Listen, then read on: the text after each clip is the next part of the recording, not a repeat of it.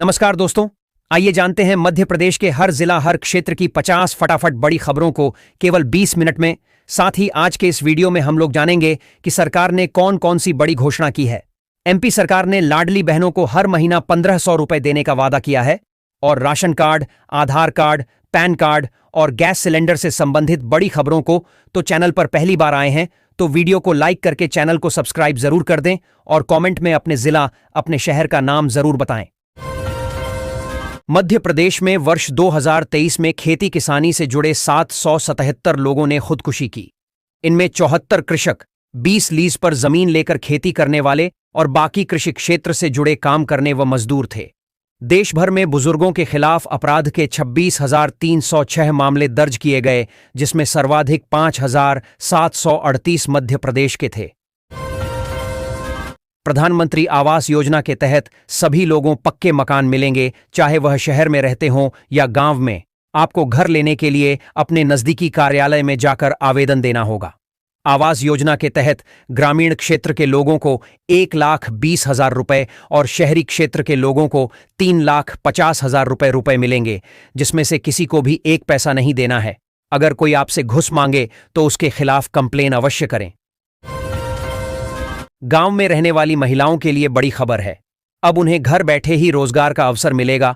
हर महीने 7,000 रुपए कमाने का मौका मिलेगा। बीमा सखी योजना के तहत ग्रामीण महिलाओं को ट्रेनिंग दी जाती है और उन्हें LIC एजेंट के रूप में नौकरी दी जाती है और वेतन 7,000 रुपए महीना दिया जाता है।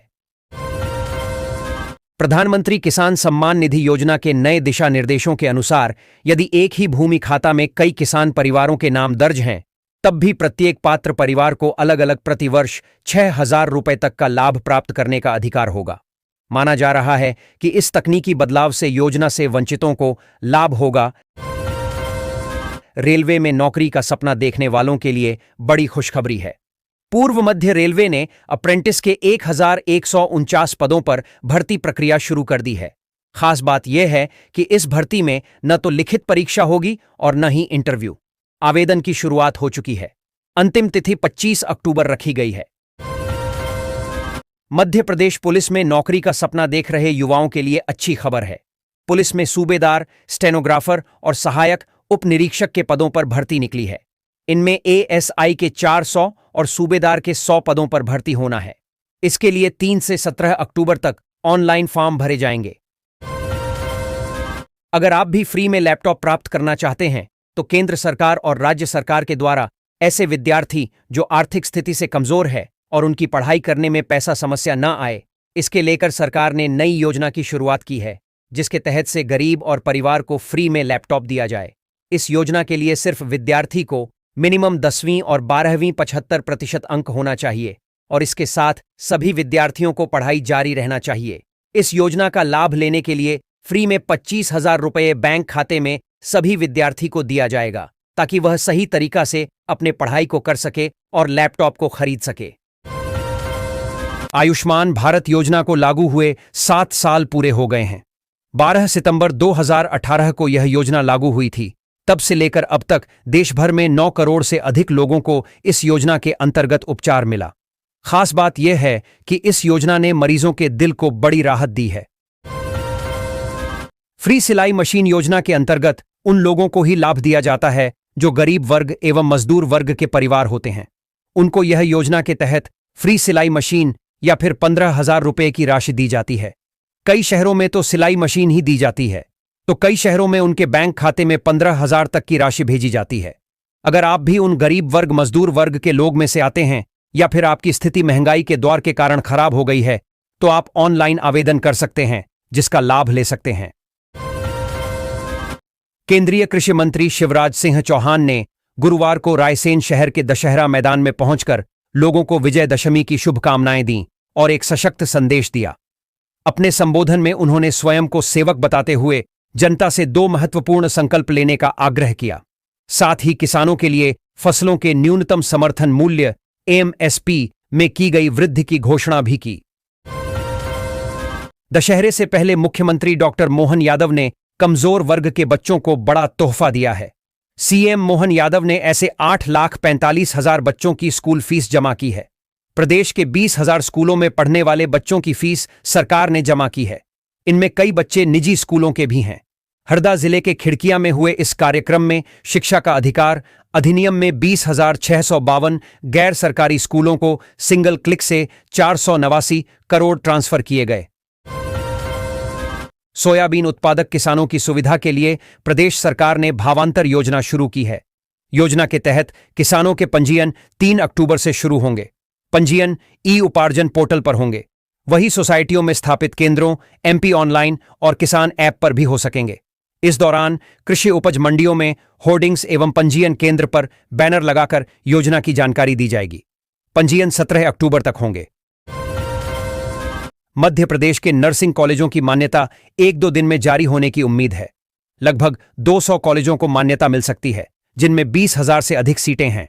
इंडियन नर्सिंग काउंसिल के कैलेंडर अनुसार 30 सितंबर तक प्रवेश प्रक्रिया पूरी होनी थी, लेकिन निरीक्षण में देरी के कारण प्रक्रिया प्रभावित हुई है।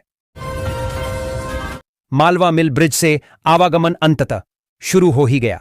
गुरुवार सुबह नगरीय प्रशासन मंत्री कैलाश विजयवर्गीय ने इस ब्रिज को शहर की जनता को लोकार्पित किया।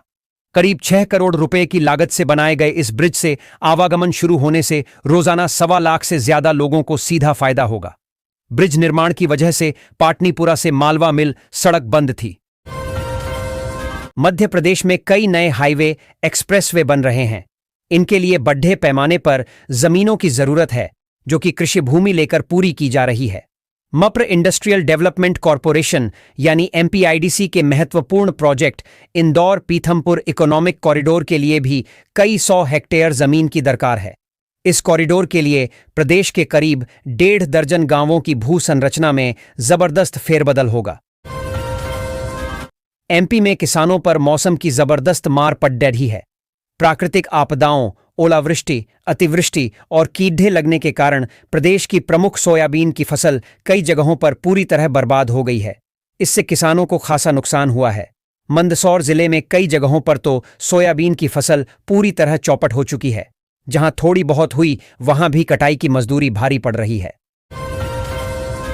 सिंधिया राज परिवार के मुखिया केंद्रीय मंत्री ज्योतिरादित्य सिंधिया ने लगभग 2 सदी पुरानी परंपरा का निर्वहन करते हुए कुलदेवी मांडरे की माता के नीचे स्थित मैदान में पवित्र शमी के पौधे का पूजन पुत्र महानार्यमन के साथ किया। शमी पूजन में सिंधिया राजघराने के सरदारों के वंशज भी परंपरागत वेशभूषा में मौजूद थे।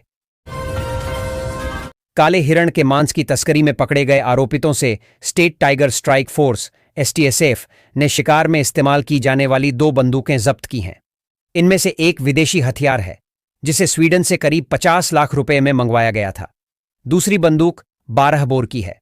दोनों बंदूकें भोपाल के नजदीक फार्म हाउस परिसर से बरामद की गईं। यहां इन्हें गड्ढा खोदकर छिपाया गया था। कुछ कारतूस भी मिले हैं। हाईवे पर चेकिंग पॉइंट लगाकर वसूली करने वाले नकली पुलिसकर्मियों को कोर्ट में पेश किया गया। इन्हें गुरुवार को 3 दिन की रिमांड पर लिया गया है। गैंग का सरगना शिवम चतुर्वेदी एम फार्मा का छात्र है, लेकिन असल में उसके पीछे दिमाग 10वीं पास ड्राइवर रविंद्र यादव का है। रविंद्र ट्रक और डंपर चलाता है। इंदौर में विजयदशमी पर दशहरा मैदान में 111 फीट ऊंचे रावण और 250 फीट लंबी लंका का दहन होगा। शाम 7 बजे भव्य आयोजन में राम हनुमान के वेश में युवा शामिल हुए। विजयदशमी के अवसर पर दशहरा मैदान, चिमनबाग, विजयनगर, तिलक नगर, छावनी, स्नेहलतागंज में भी रावण दहन का कार्यक्रम हुआ। मध्य प्रदेश में ओबीसी आरक्षण पर नित्य नए विवाद हो रहे हैं। अब इससे संबंधित मध्य प्रदेश शासन के हल्फनामे पर बवाल मच गया है। प्रदेश में ओबीसी को 27% आरक्षण का मामला सुप्रीम कोर्ट में चल रहा है। प्रकरण में राज्य सरकार ने कोर्ट में हल्फनामा दिया है। इसका उल्लेख करते हुए सोशल मीडिया में कई कमेंट और सामग्री वायरल हो रही हैं, जिसे सुप्रीम कोर्ट में मध्य प्रदेश सरकार द्वारा पेश हलफनामे का अंश बताया जा रहा है। सुबह 10 से दोपहर 3 बजे तक Rapadiya, Barrai, Kasturi Vihar, Kasturi homes, Bagli, palm vista colony, Amaltas gold estate, Maksi, maker regalia colony, सुबह 10 से दोपहर 2 बजे तक red square, Jatkhedi, Mahindra greenwood, Divyavani, Paras villa, sterling global grand, Sagar pearl, metro Ashiana, Eden park सहित आसपास के क्षेत्र में बिजली कटौती की जाएगी। देश दुनिया में विजयादशमी का पर्व आज धूमधाम के साथ मनाया जा रहा है। प्रदेश में भी इस मौके पर अनेक सरकार कार्यक्रम आयोजित किए गए हैं। सनातन संस्कृति में इस पर्व को शस्त्र पूजन परंपरा के लिए जाना जाता है। ऐसे में ग्वालियर में डीआरपी लाइन स्थित पुलिस शस्त्रागार परिसर में उत्साह उमंग के साथ शस्त्रों की पूजा की गई। पिछले कुछ समय से ब्लड बैंक से रक्त और प्लाज्मा यूनिट्स के गायब होने की शिकायतें मिल रही थीं। इस पर अस्पताल प्रबंधन ने ब्लड बैंक में सीसीटीवी कैमरों की मदद से निगरानी बढ़ा दी। इसी निगरानी के दौरान 28 सितंबर की रात करीब 9 बजे के फुटेज में आउटसोर्स कर्मचारी और लैब टेक्नीशियन अंकित केलकर को 2 यूनिट प्लाज्मा निकालकर एक अज्ञात व्यक्ति को सौंपते देखा गया। हबीबगंज स्थित होटल में मुस्लिम युवकों के हिंदू युवतियों को लेकर पहुंचने पर बवाल हो गया। हिंदू संगठनों ने होटलों को घेर लिया और मुस्लिमों युवकों की पिटाई करते हुए उन्हें पुलिस के हवाले कर दिया। हबीबगंज पुलिस ने मामले में 2 मुस्लिम युवकों पर प्रतिबंधात्मक धाराओं के तहत कार्रवाई की है। मध्य प्रदेश में एक बार फिर पुलिस पर हमले के मामला सामने आया है। इस बार घटना के इंदौर जिले के महू क्षेत्र के प्रमुख पर्यटन स्थल नखेरी डैम में गुरुवार शाम को पुलिसकर्मियों पर हमला होने का मामला सामने आया। डैम के किनारे शराब पीकर पार्टी कर रहे युवाओं को समझाने पहुंचे पुलिसकर्मियों पर हुड़दंगियों ने पत्थर, बेल्ट और लाठियों से हमला कर दिया, जिसमें एक आरक्षक को सिर में चोट लगने से 3 टांके लगाने पड़े। मध्य प्रदेश के सिंगरौली जिले में एक वीडियो सोशल मीडिया पर तेजी से वायरल हो रहा है। वायरल वीडियो पुलिस की डायल 112 में तैनात पुलिसकर्मी में बनाया है, जिसमें वो एक 10 साल के बच्चे से बातचीत कर रहे हैं। दरअसल बच्चे को उसकी मां और बहन ने कुरकुरे की डिमांड करने पर पीटा था, जिसके कारण बच्चे ने 112 पर शिकायत करने फोन लगा दिया। मध्य प्रदेश के उमरिया जिले के बांधवगढ़ टाइगर रिजर्व एरिया में एक बार फिर बाघ के हमले में एक व्यक्ति घायल हुआ है।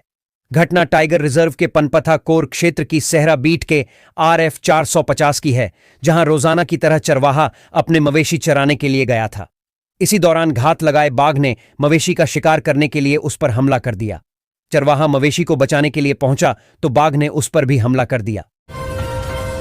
श्री राम के देश भारत के बीचों बीच स्थित मध्य प्रदेश में स्थित महाकाल की नगरी उज्जैन में भगवान शिव के परम भक्त कहे जाने वाले रावण का दहन नहीं बल्कि पूजा की जाती है। उज्जैन से करीब 20 किलोमीटर दूर बड़नगर रोड पर स्थित चिकली गांव में दशहरे पर रावण दहन नहीं किया जाता बल्कि उनकी पूजा की जाती है। मध्य प्रदेश के मुरैना जिले में माता की प्रतिमा विसर्जित करने के लेकर 2 गुटों में जमकर मारपीट हुई।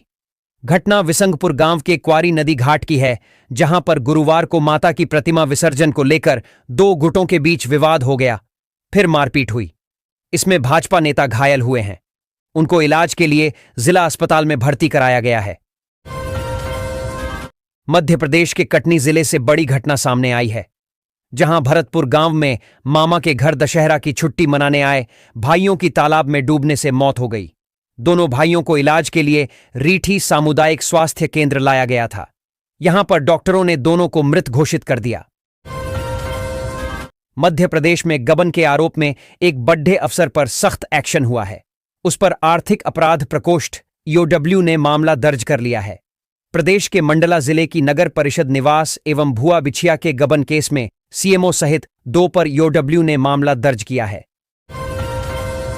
मध्य प्रदेश में मानसून की विदाई के बीच नया सिस्टम एक्टिव हो गया है। आने वाले 2 दिनों में प्रदेश के कई संभागों में भारी बारिश हो सकती है। मौसम विभाग ने प्रदेश 8 जिलों में भारी बारिश की संभावना जताई है। छिंदवाड़ा में तेज रफ्तार ट्रक ने पति पत्नी को कुचलकर खत्म कर दिया। अमरवाड़ा थाना क्षेत्र के छिंदवाड़ा नरसिंहपुर बाईपास में गुरुवार शाम पेट्रोल पंप के समीप एक तेज रफ्तार ट्रक ने बुजुर्ग दंपत्ति को रौंद दिया, जिसकी वजह से दोनों की मौके पर ही मौत हो गई।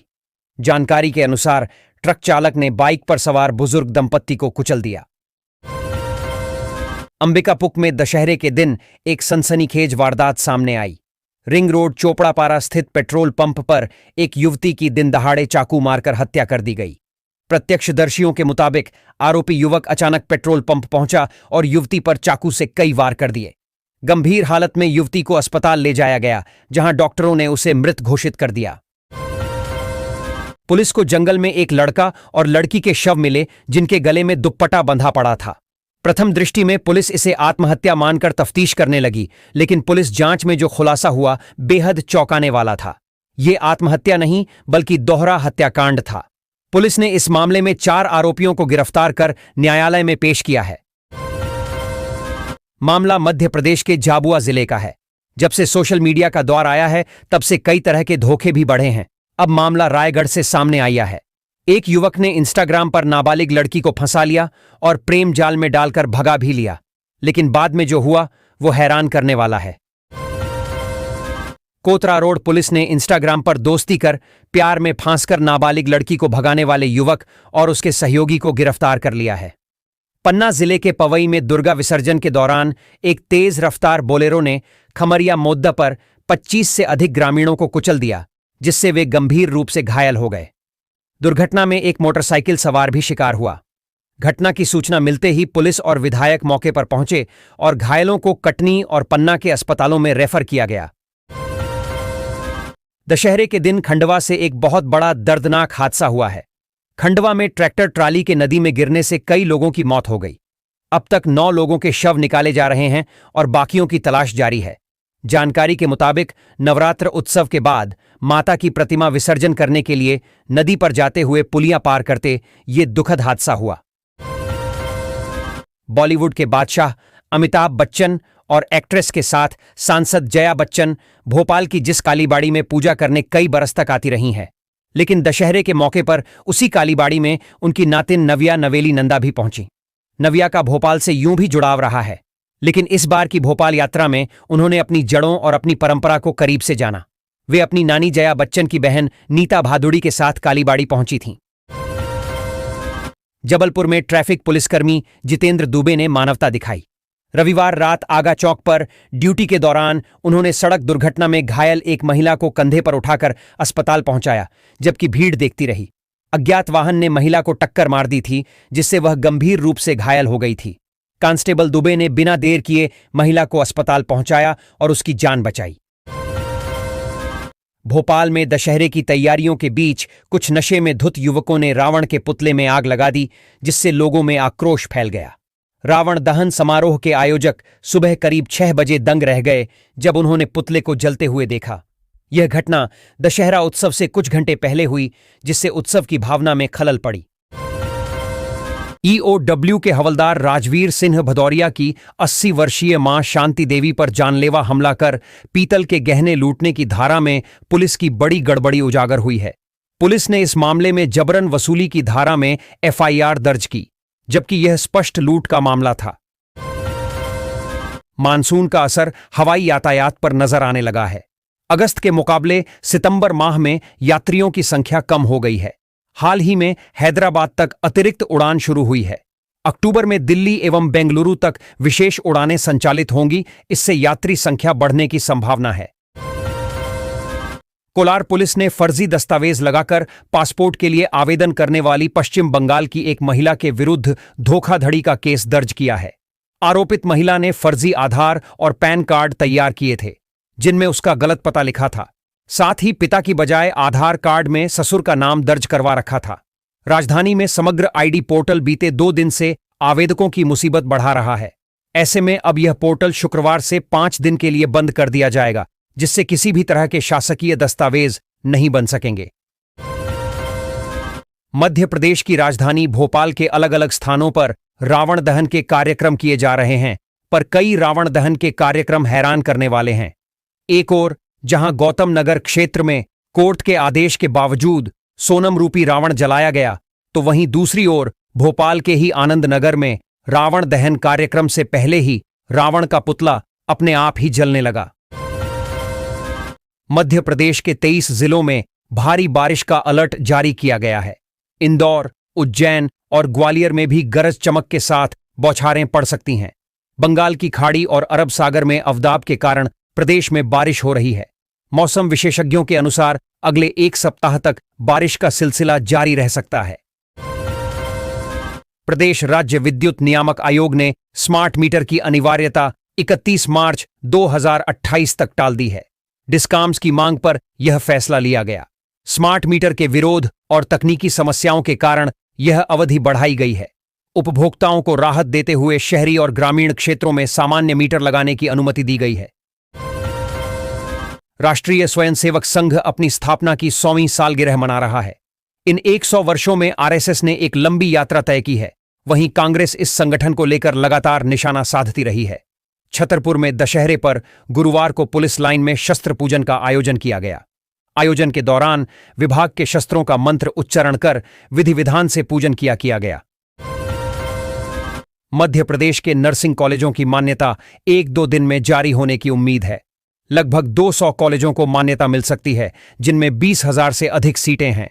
इंडियन नर्सिंग काउंसिल के कैलेंडर अनुसार 30 सितंबर तक प्रवेश प्रक्रिया पूरी होनी थी, लेकिन निरीक्षण में देरी के कारण प्रक्रिया प्रभावित हुई है।